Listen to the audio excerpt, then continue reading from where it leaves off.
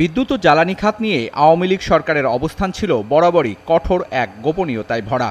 এই খাতের বিভিন্ন চুক্তি বা কেনাকাটার কোনো তথ্য যাতে প্রকাশ না পায় সেজন্য রীতিমতো আইন করে তা বন্ধ করেছিল শেখ হাসিনা সরকার। তাই গেল ১৫ বছরে বিদ্যুৎ ও জ্বালানি খাতের সব চুক্তিরই পর্যালোচনা চাইছে গবেষণা সংস্থা সিপিডি। তথ্য উপাত্ত নিয়ে লুকোচুরি, তথ্য উপাত্ত নিয়ে এক ধরনের মানে অ্যানোমেলি, বড় রকমের যে বত্যয়, এই জিনিসগুলো কিন্তু এই জ্বালানি খাতের অর্গানাইজেশনগুলোর ক্ষেত্রে একটা বড় সমস্যা।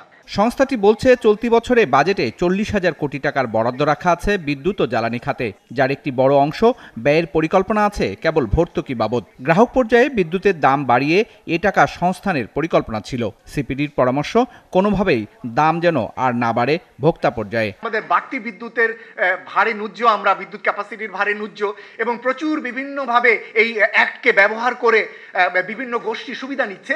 আমরা মনে করি যে এটিকে অনতিবিলম্বে এইটিকে বাতিল করে পাবলিক প্রকিউরমেন্ট অ্যাক্ট যেটি রয়েছে 2006, পাবলিক প্রকিউরমেন্ট রুলস যেটি রয়েছে 2008, এই দুটোর আলোকে আগামী দিনে জ্বালানি বিদ্যুৎ খাতের যত ধরনের সরকারি ক্রয় এটি যেন নিশ্চিত করা হয়। বিপিসি, পিডিবি, পেট্রোবাংলা সহ সরকারি সংস্থাগুলোর আয় ব্যয়ের স্বচ্ছতা নিশ্চিত করতে দ্রুত আন্তর্জাতিক অডিটর দিয়ে আয় ব্যয়ের হিসাব করার পরামর্শ সিপিডির। বিদ্যুৎ ও জ্বালানি খাতের শৃঙ্খলা ফেরাতে আইনের সংস্কারের পাশাপাশি বিইআরসির স্বায়ত্তশাসন ফিরিয়ে আনার দাবিও তুলেছে সিপিডি। জ্বালানি মূল্য নির্ধারণের একটি কাঠামো তৈরি করে প্রতিযোগিতামূলক মূল্য বলে এটিকে তারা ইমপ্লিমেন্ট করছেন। এটি বড়ভাবে ত্রুটিযুক্ত।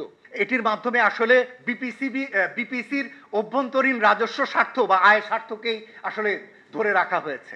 এটিতে ভোক্তা স্বার্থ বিবেচনা করে কম মূল্যে ভোক্তার কাছে জ্বালানি যাওয়া এবং একই সাথে প্রতিষ্ঠানটি কম্পিটিটিভ থাকা, এই দুটো মূল্যায়ন সেখানে আসলে করা হয়নি।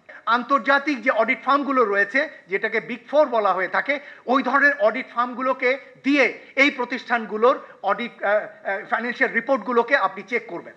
সরকার পরিবর্তনের সঙ্গে সঙ্গে জ্বালানি নীতি যাতে পাল্টে না যায় তা নিশ্চিতে কঠোর আইন করার পরামর্শ সংস্থাটির। সুশান্ত সিনহা, ৭১, ঢাকা।